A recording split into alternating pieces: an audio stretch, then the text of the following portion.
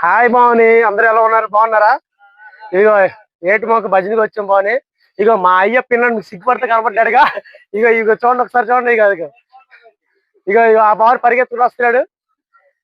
స్నానానికి వెళ్తున్నాం బావ. ఏటి మొక్క సముద్రం పాయ అంటే ఇది చూడడానికి వెళ్తున్నాం. మేము అక్కడికి వెళ్ళాక మీకు చూపిస్తా. జై భవాని. చాలా బాగుంది భవాని. ఊరు మాత్రం చాలా అంటే చాలా మహా అద్భుతంగా ఉందన్నమాట.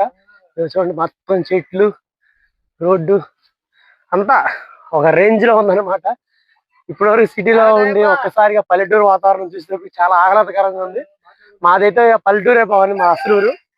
కానీ చాలా హ్యాపీగా ఫీల్ అవుతున్నాను నేనైతే. మా పవన్ అయితే ఇంకా ఇంకా హ్యాపీగా ఫీల్ అవుతున్నారు. ఆ నాటుకోళ్ళు అన్నారు భవాని, చేయమని ఇలా వచ్చి ఇక్కడికి వచ్చి ఎలాగ అమ్మవారు కాళికాదేవికి మాల తీసినారు పెట్టాలి, ఇప్పుడే తీసుకెళ్ళిపోదాం అన్నాడు మా భవాని. ఆ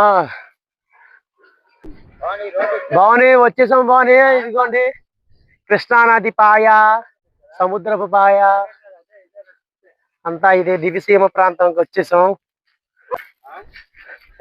చూసారా ఎంత బాగుందో, ఎంత బాగుందో, చాలా అంటే చాలా బాగుందని చెప్పుకోవచ్చు. వాతావరణం, బోట్లు, బా నిజంగా వీడియోలో చూపించడానికి నేనైతే చాలా ఆనందంగా ఫీల్ అవుతున్నాను అనమాట. ఒక్క క్షణం నన్ను నేను మర్చిపోతున్నాను అనమాట. ఈ వాతావరణం ఇవన్నీ చూస్తుంటే చూసా మా భవాని అయితే ఎక్కడ పడితే అక్కడ ఆగిపోతున్నారు. జై భవాని. ఇంత ఇంత ఇంత గొప్ప గొప్ప అందాలని ఈ దివిసీమకే సొంతం. అబ్బా ఎంత బాగుందో, ఎంత బాగుందో. ఇప్పుడు ఈ పాయ డైరెక్ట్ సముద్రంలో కలిసిపోతుంట. ఇక్కడ నుంచి వేటకి వెళ్తారు వీళ్ళందరూ. వీళ్ళ వృత్తి వేట ఆడుకోవడమే, మత్స్యకారులు అనమాట వీళ్ళందరూ. చాలా బాగుంది ఇక్కడ. జై భవాని. ఈ ప్రాంతంలో కూడా చూసారా, చుట్టుపక్కల ఏ ఇల్లు లేదు. ఇక్కడ ఒక్క ఇల్లు కూడా లేదు. ఇదేదో తుఫాన్ బిల్డింగ్ అంట, అదొక్కటి ఉంది. ఇక్కడ అమ్మవారు వెలిసిందంట.